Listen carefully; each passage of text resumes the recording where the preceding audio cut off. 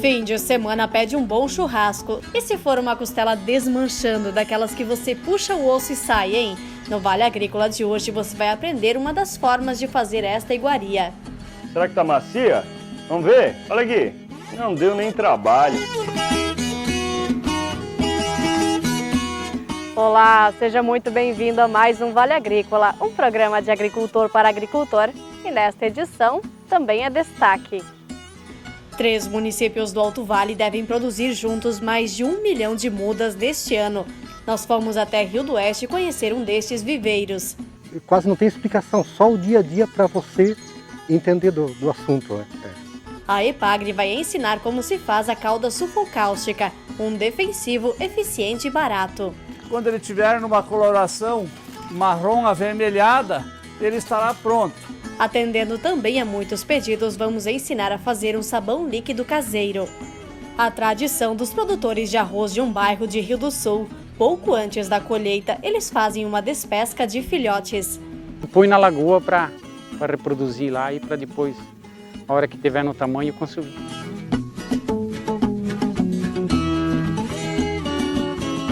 E chegamos à grande final do Top 10 de 2019. Qual será que foi a reportagem mais vista, hein? Já comecem a dar os palpites nos comentários. E o chimarrão já está pronto? Pegue sua cuia e fique com a gente. O Vale Agrícola inédito e cheio de informação para você está só começando.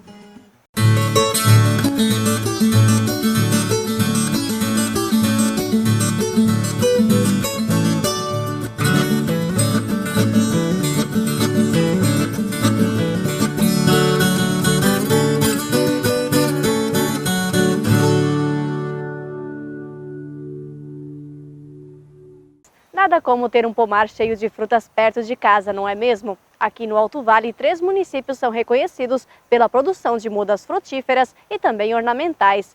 Nós fomos até Rio do Oeste conhecer um destes viveiros, que agora aposta na produção de mudas de caqui. Mais de 60 tipos de árvores frutíferas diferentes. Mudas de laranjas, tangerinas, limões. As tradicionais figo, maçã, caqui e novidades como mirtilo. Variedades que em breve vão encher os pomares e quintais de sabores. O cuidado, tão importante para o resultado final, na propriedade que fica no Angico, é responsabilidade da família Giacomozzi, atividade que o Vanderlei herdou do pai. No começo, o foco eram os citros. Como a nossa região aqui foi virando um polo, né, atraído por compradores, né, a gente optou por fazer outros tipos de plantas, né, e teve uma boa aceitação, né. E é onde que a gente engrenou, né? Para o trabalho, mão de obra familiar. A propriedade é uma das 17 dedicadas ao plantio das frutíferas no município. A previsão nesta safra é de pelo menos 1 milhão de mudas na região, incluindo a produção dos municípios de Laurentino e Pouso Redondo. A gente tem algum negócio com produtores, no caso, né, para pomares, né? Mas o forte nosso é fundo de quintal, agropecuária e floricultura. A gente vende muita planta para agropecuária e floricultura. O trabalho com as mudas requer dedicação, pesquisas e estar de acordo com a legislação. São 3 as principais exigências do Ministério da Agricultura. A primeira e mais importante é ter um registro de produtor de mudas. Consequentemente, será de necessidade básica o trabalho com o técnico, a estrutura com o sistema de cultivo protegido e também a documentação de todo o material trabalhado. O objetivo disso é o quê?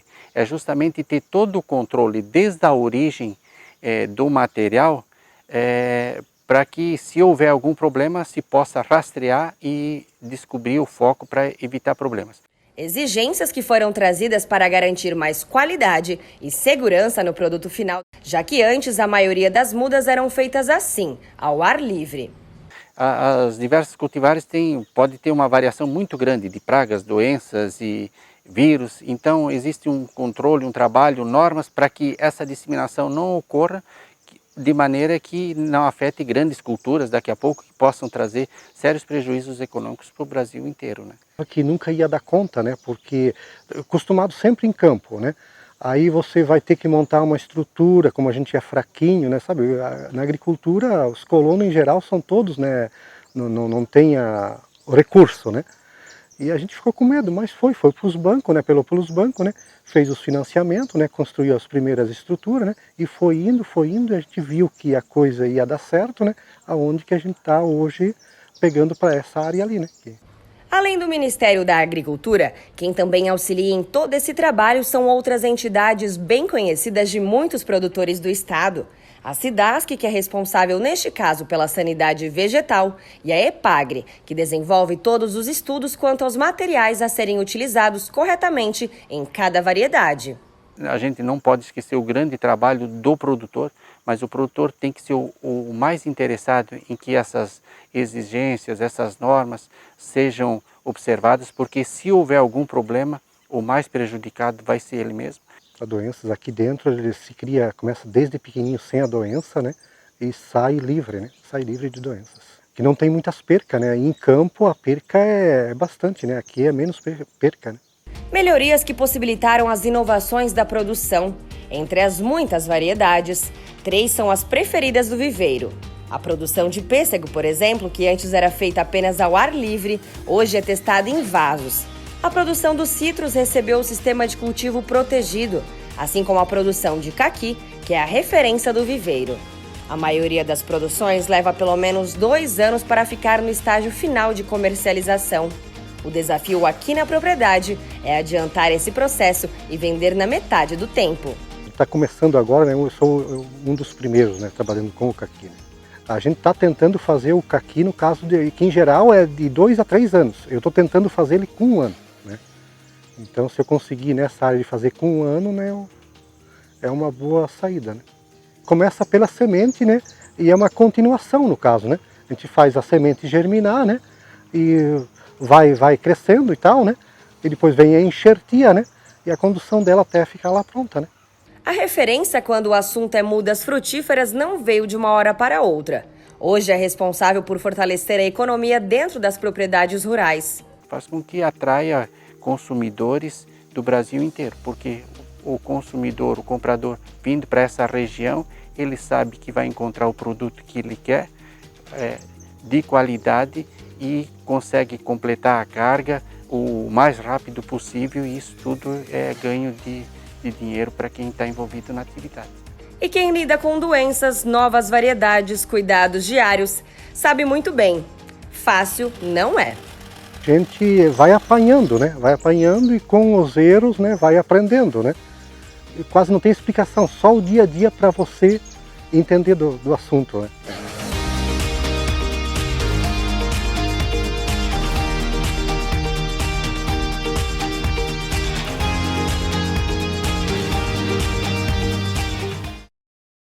A cauda sulfocáustica é um defensivo agrícola utilizado desde o século XIX, por ser eficiente e ter um baixo custo.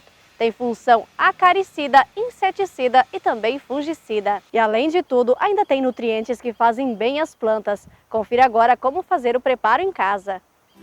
Olá pessoal, estamos aqui na propriedade Seu Francisco Provence, na comunidade São José, em Caibi. E meu nome é Álvaro Roberto Poleto, sou extensionista da EPAGRE há 15 anos e hoje nós então iremos mostrar um pouquinho do trabalho que a gente vem fazendo nas pequenas propriedades com o uso alternativo de caudas. E hoje então iremos mostrar como se faz uma cauda sulfocálcica e como se aplica nas parreiras, principalmente para o controle de doenças que tem uma eficiência muito grande. Os produtos que nós vamos utilizar é o cal virgem, o enxofre e um pouquinho de óleo mineral para diluir e para não embolorar durante o cozimento. Então agora nós vamos mostrar na prática a proporção de cada produto, e essa proporção que nós iremos mostrar, então seria o cal, que nós iremos pesar, então o meio quilo de cal, proporcional a 1 quilo de enxofre. Então esse cal é agora que nós iremos queimá-lo, fazer a queimada do cal que a gente chama, que é um momento muito importante. Então coloca-se o cal com um pouquinho de água e começa a se misturar. Vocês vão notar daqui um pouquinho que ele vai começar a fazer a queima e ele começa a esquentar. Por isso que é importante um balde bem duro, um material duro, porque ele fica muito quente. Ele não pode colocar muita água, porque senão ele não faz a queima. A gente já pode perceber, pena que na câmera não tem como mostrar, mas ele já está muito quente, né? Ó, começou a sair a fumaça, ó. Essa é a queima do cal. Isso tem que ocorrer, muitas vezes ele chega a borbulhar queimando. Então, feita essa queima do cal, o que nós vamos fazer agora? Então agora nós vamos fazer a diluição dele em água, com meio litro de água, um pouquinho mais, para depois fazer então a mistura.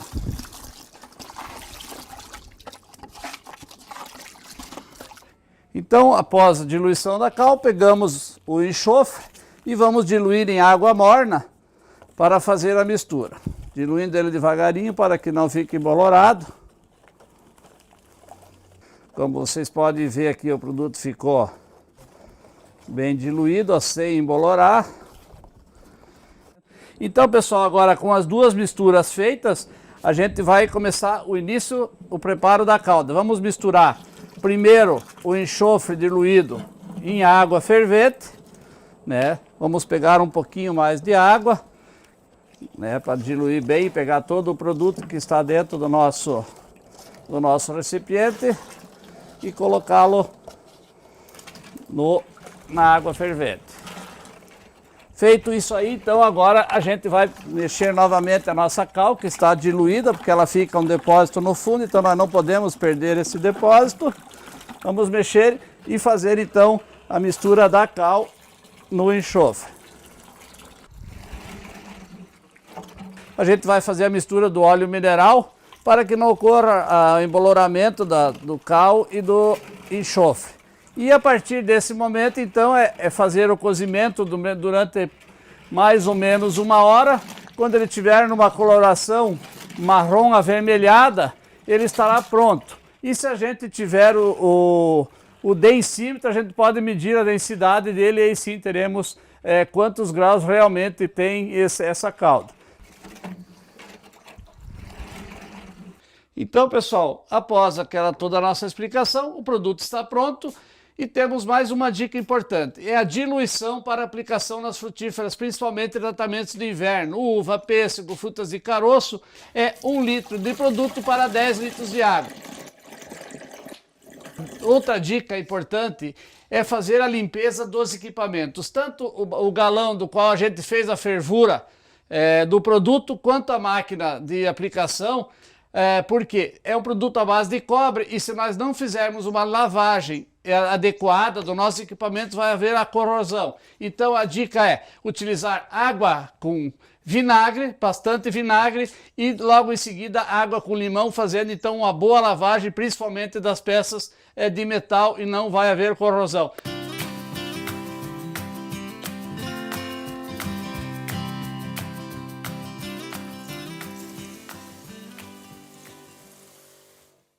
Dica muito bacana. No próximo bloco tem a reportagem mais vista de 2019. Você já sabe qual é? Daqui a pouco a gente conta.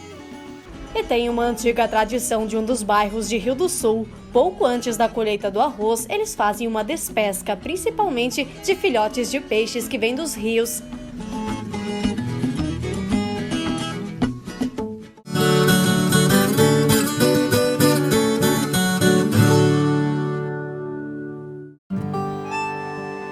A vida no campo não é como a vida na cidade.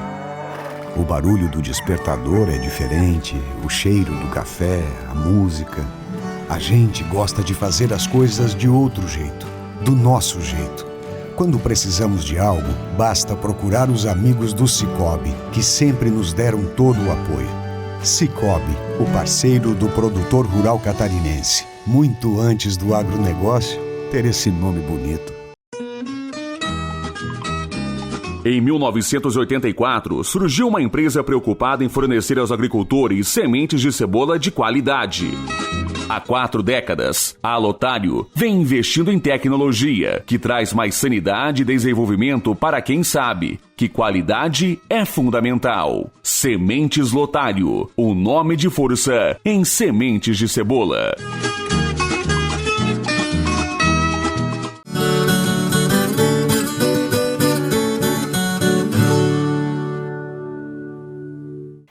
já é tradição. Nesta época do ano, perto da colheita do arroz, os agricultores de um bairro aqui de Rio do Sul fazem uma despesca. São principalmente filhotes de peixes que acabam se criando dentro dos arrozais. Quem circula pela Valada Itoupava já se acostumou com esta cena. O arroz está quase no ponto da colheita e os agricultores começam a fazer a retirada da água. Só que aqui, além de preparar as quadras para a entrada das máquinas, este processo tem mais um objetivo: fazer a despesca. Na verdade, isso acontece sempre, desde que eu era criança, né? Quando nós secava as valas, né? Inclusive na época a gente limpava, né, a mão, né? Tirava o capim que ficava dentro, sempre tinha traíra, principalmente traíra, né? Vem pessoas aqui para pegar filhote, para levar em lagoas e coisa, né? Eu tive um ano aqui que trabalhamos sábado, domingo até segunda, meu dia, puxando peixe. Coisa incrível. Para quem vê a primeira vez, é até curioso. Apesar da lâmina de água pequena, aos poucos começam a surgir os peixes, principalmente filhotes. Eles vêm na entrada da água, quando chove muito, né? Que sobe o rio lá embaixo, eles vêm subindo, né? Porque sempre vai saindo água com a chuva, né? Elas vêm migrando, né? É traíra, a tal da piava, né? Tem muito rã, touro gigante, né? Mas naquele ano que tinha um absurdo de quantidade, tinha tuvira, saricanga, tinha de tudo quanto é bicho. Em pouco tempo dá para ver essa diversidade. O que mais tem é rã. De olho nos peixes pequenos, até uma cobra da água aparece. Cenas comuns, como o Dálcio disse, desde a infância. Mas teve um tempo que não era assim. Teve uma época que usavam um produto que era o furadã, né? Aí, claro que não sobrava nada, né? E depois, quando foi determinado que não podia mais utilizar, começou a aparecer de novo. Também por causa da consciência do agricultor em passar o tal do agrotóxico aí dos produtos no arroz. E com essa consciência, então, começou a voltar a extrair a piava, cobra d'água. O arroz é uma das culturas mais produzidas no mundo, alcança até 10% da área agricultável. Assim como tantas outras culturas, para garantir produtividade, o uso de defensivos agrícolas ainda é fundamental. Mas os órgãos federais determinam, né, o que pode ser, como deve ser, né? Eu acredito que se fizer certinho não tem problema nenhum. O problema é aquele produtor que sempre quer fazer diferente, né? Esse tipo de manejo comprova que, desde que o produtor tenha responsabilidade, utilize produtos que tenham registros determinados para a cultura, respeite os intervalos de carência, tudo aquilo que é acordado em protocolos de pesquisa, aprovado pelo Ministério, juntamente com alguns protocolos da saúde que estão junto com a Anvisa, você cria um potencial clima onde um ambiente, onde você realmente vai ter vida lá dentro. E como existe vida, em algumas horas saíram dos arrozais alguns balaios de peixes. É lógico que o contexto nesse caso é só comentar que tem como produzir. Nós não estamos falando de um sistema de produção de peixe, né? Em Santa Catarina já existem diversas pesquisas sobre a introdução comercial de peixes. Uma das principais apostas é o lambari, este peixe pequeno e que tem bom desenvolvimento nos arrozais. Só que o desafio é a despesca, já que ele muitas vezes fica preso entre os pés de arroz. Por outro lado, a tilápia também não se adapta tão bem pelo tamanho. Mas é lógico que a pesquisa vem afinando para que isso chegue em algum momento, que se chegue a fim, ou vão mudar a espécie, ou vão ter que mudar um pouquinho o manejo do arroz para que se tenha uma produção e que se integre as mesmas, né? Mas é claro que o foco comercial passa bem longe do que os agricultores buscam aqui. Põe na lagoa para reproduzir lá e para depois, a hora que tiver no tamanho, consumir. E chegou a hora de saber então qual foi a reportagem mais vista de 2019. Olha só, foram 5.444.000 visualizações no Facebook e também no YouTube. É sobre a carne maturada, que chega a custar R$ 140 por quilo. Você teria coragem de consumir uma carne com esta aparência? E se eu disser que esta é uma carne nobre e que o preço pode chegar a R$ 140 o quilo? Para facilitar a resposta, vamos antes conhecer mais sobre este produto, que virou um nicho de mercado.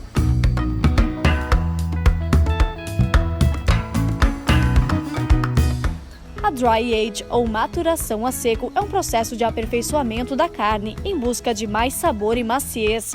O Roberto, que é engenheiro agrônomo de formação e apaixonado por todo o sistema pecuário, é quem explica pra gente como é este processo, que começa já no frigorífico. O animal é abatido, imediatamente após o abate a carcaça é colocada numa câmara de resfriamento. E aí se inicia um processo que chama maturação de carcaça, ou maturação sanitária. Depois que essa carcaça está resfriada por 24 a 48 horas, ela vai para a desossa. E aí a carne é embalada a vácuo, ausência de oxigênio, e aí a gente inicia um processo de maturação. Para este procedimento, a carne in natura fica em uma espécie de estufa, um ambiente com temperatura de 0 a menos 2 graus Celsius, umidade de 50 a 70% e ventilação controlada. Esses três fatores fazem com que a carne ela desidrate, ela perca água. E a partir do momento que ela começa a acontecer isso, algumas enzimas fazem a proteólise, que são a quebra das fibras, e ela concentra sabor. Imagine uma peça que tenha 10 quilos, depois ela começa a perder água e ela pesa 7, 8 quilos. Neste processo, a carne adquire também algumas características novas, sabor mais amanteigado, amendoado e até parecido com queijo, por causa do umami, considerado o quinto e mais prazeroso sabor.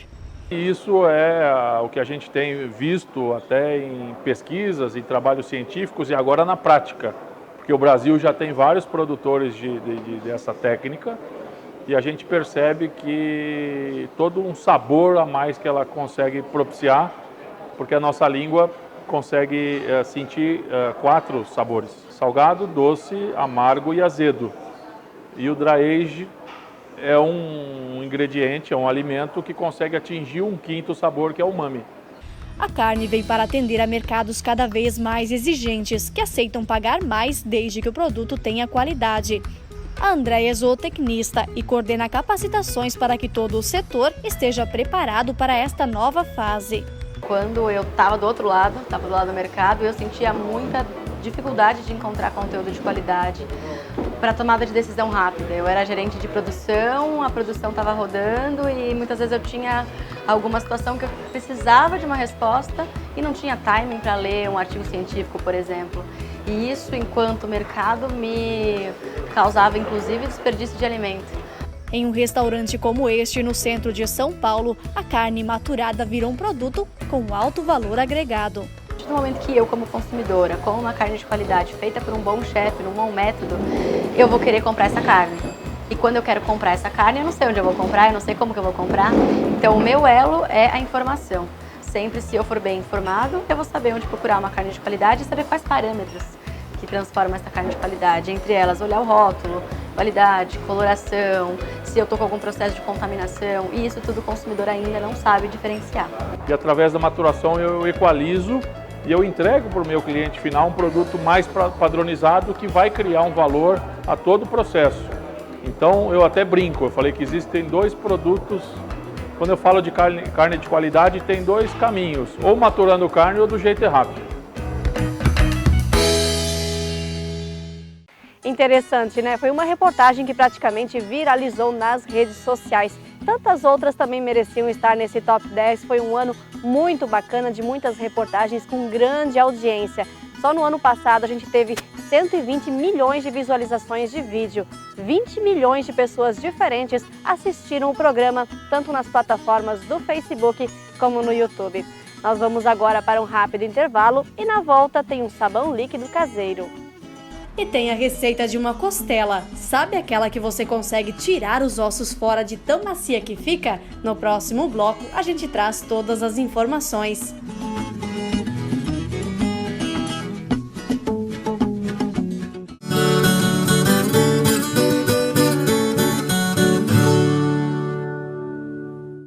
Desde muito cedo, diariamente, a fartura que chega à nossa mesa é o resultado de uma perfeita combinação. O trabalho do homem do campo e a excelência em nutrição animal das rações Cravil.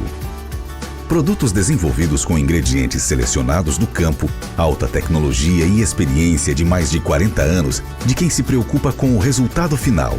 um plantel produtivo e saudável. Rações Gravil, tecnologia conquistando resultados. A Eco7 é a única do segmento certificada pela Sociedade Brasileira de Reabilitação Traumatológica e Ortopédica.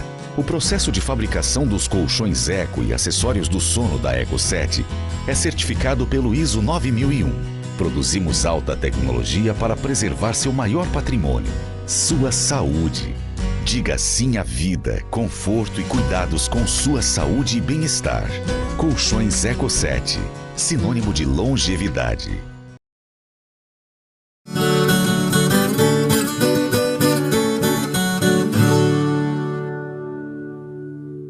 No ano passado, a gente ensinou aqui no programa 3 receitas de sabão. Sabão de álcool, sabão sem álcool e sabão com limão. E muita gente pediu pelo sabão líquido. Você vai aprender agora na dica da Jaque Mancilla.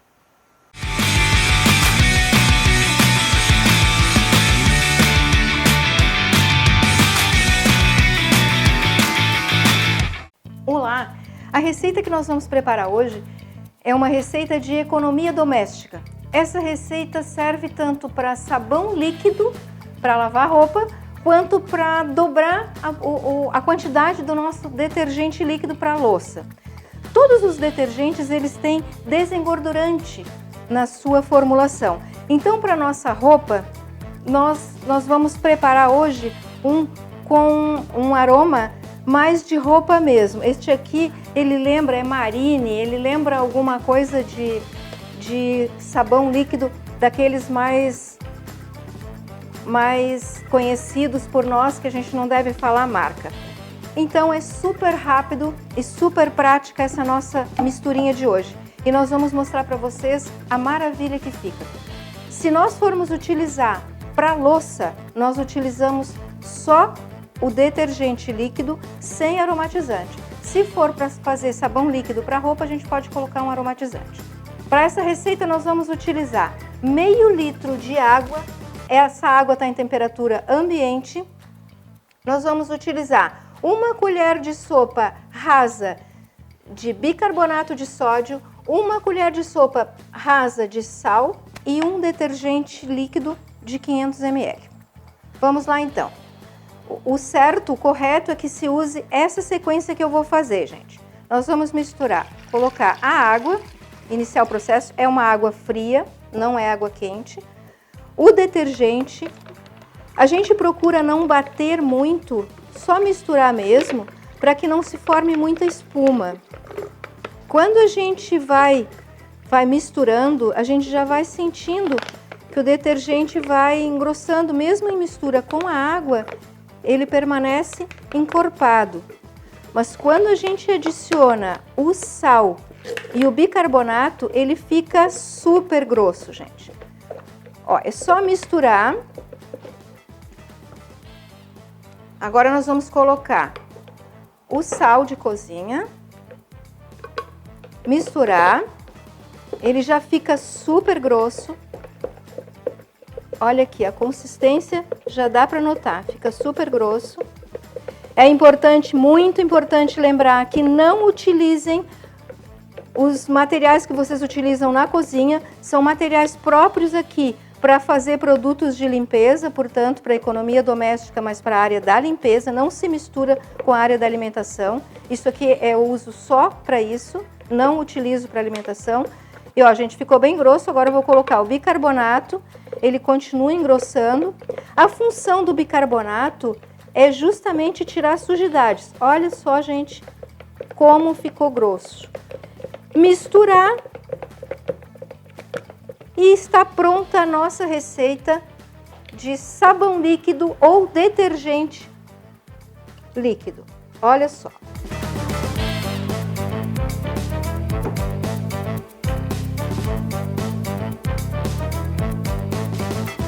A primeira parte nós preparamos sem nenhum aroma, então era para detergente de louça, para limpeza e higienização de coisas que nós vamos manter contato com o alimento.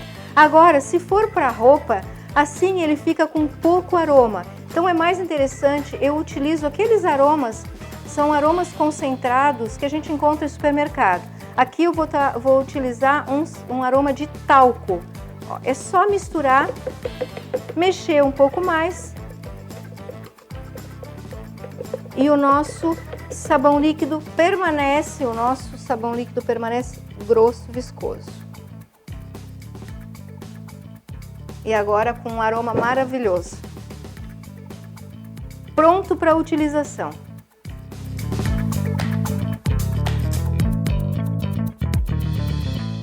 Não precisa nem de ocasião especial, um churrasco vai bem a qualquer momento. A costela, então, é uma preferência no sul do Brasil. E sabe quando ela fica desmanchando, que você consegue até puxar o osso? Você vai aprender agora como fazer o preparo.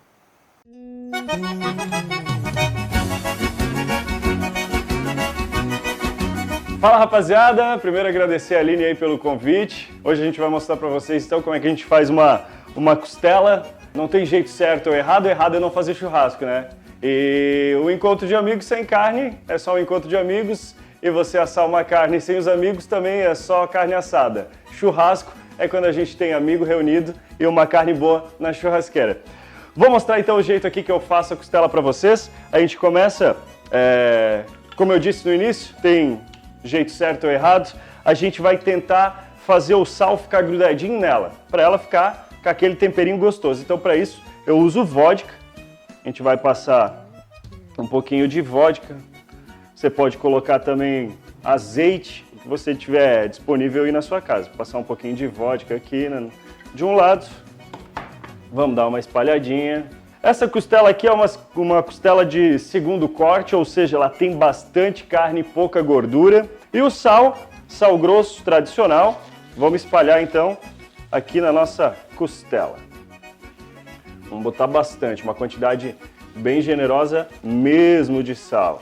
Você pode perceber aí nas imagens que a costela já está sobre o papel celofane, né? Também é um papelzinho barato aí que você encontra em qualquer lugar, qualquer supermercado.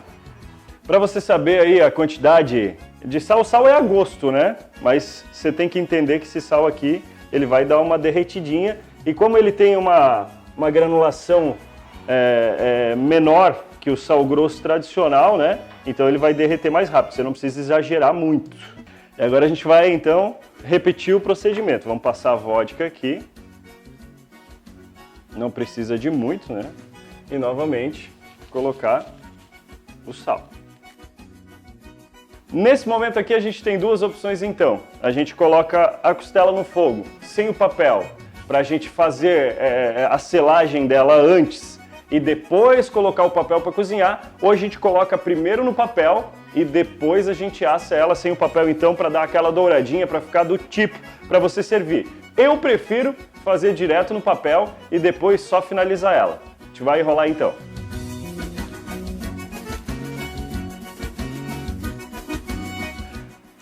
Nesse momento aqui não tem segredo, né? Você vai enrolar a costela como se você estivesse embrulhando um presente. E é um presente, né? Então vamos lá. Costumo enrolar aqui geralmente 3 ou 4 vezes.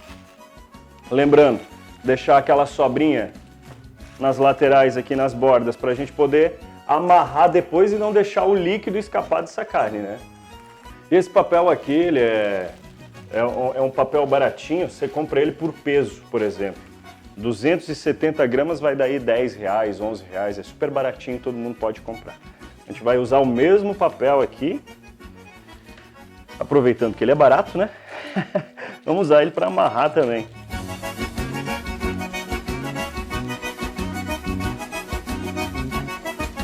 Como eu falei anteriormente, para a gente não deixar o líquido vazar, né?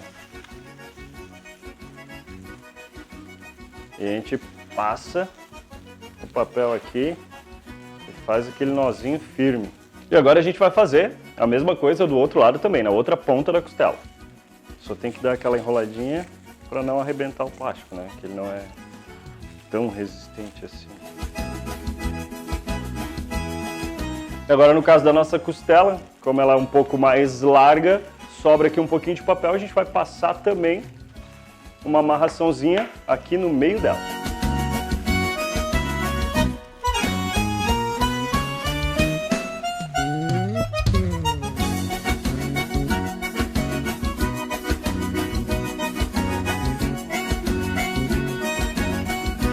Então, rapaziada, agora a gente chegou no momento de colocar a nossa costela raiz de apartamento no fogo. O fogo, lembrando, sempre sem chamas, né? Um fogo forte, uma brasa forte, bem parelha na extensão da churrasqueira inteira para assar uniformemente a nossa costela. Tem aqui um tempo de mais ou menos 6, 7 segundos. Você coloca pertinho aqui, na altura que vai ficar a costela, conta até 7 segundos mais ou menos, o fogo está em 7 segundos. Opa, esquentou a mão, é hora de colocar nossa costela então na churrasqueira. Vamos lá? Agora ela vai cozinhar, mais ou menos aí 1h30 de cada lado. Aí a gente vai tirar esse plástico e vai deixar ela ficar douradinha. Coisa de 3h30, 4 horas ela vai estar no tipo pra gente provar então.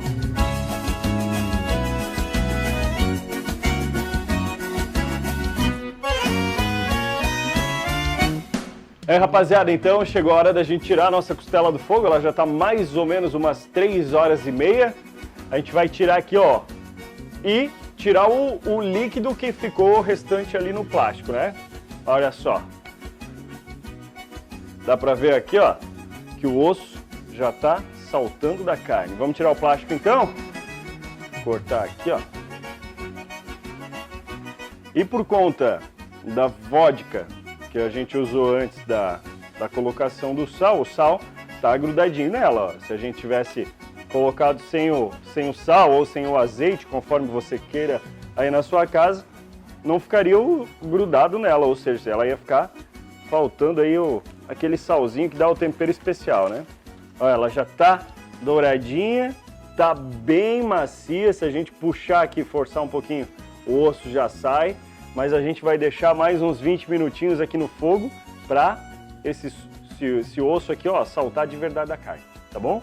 A gente vai colocar aqui do lado do osso. Por quê? Porque o osso esquenta e acaba passando calor para o resto da carne.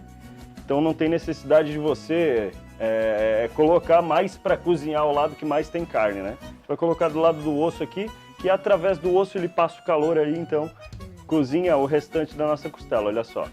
Agora é só para dar aquela finalizada mesmo e partir o prato, né? Então, rapaziada, a gente está com a nossa costela aí há uns 10 minutos, 15 minutos de ficar pronta. Ela tá lá dando aquela última douradinha. A gente vai fazer o acompanhamento aqui, ó. A batata doce. A gente dá 2 voltinhas de leve aqui, ó, no papel alumínio. E vamos botar ela na brasa. Ela vai ficar molinha, molinha, como se a gente tivesse feito na panela. E vamos para brasa, mas na brasa mesmo, meio do carvão lá que está assando a nossa costela.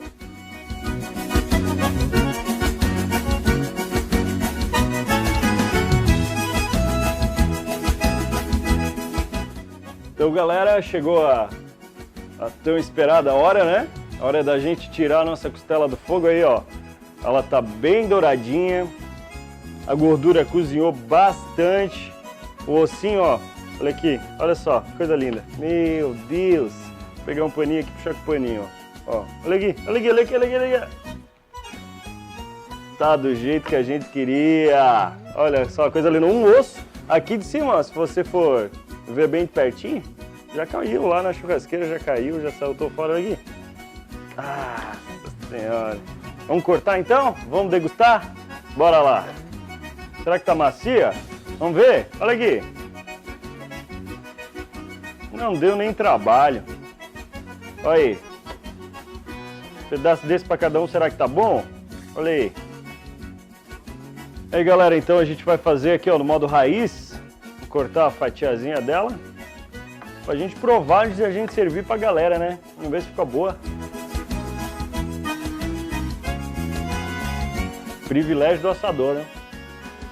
Rapaziada, tá animal, olha só, tá desmanchando, ó. Aí, assim que a gente gosta. Não deu conta de comer a costela inteira? Não dá nada não.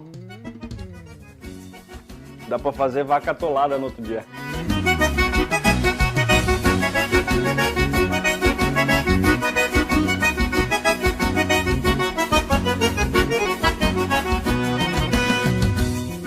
Grande Diego Tempen, muito obrigada a você que aceitou o nosso convite e ensinou os segredos dessa costela. Fica uma delícia. Também fiquei com vontade de testar em casa para ver se fica tão boa assim. Muito obrigada a você que nos acompanha. O Vale Agrícola termina aqui. Aproveite a sua folga e tenha uma semana produtiva de trabalho. A gente se vê no sábado que vem. Até lá!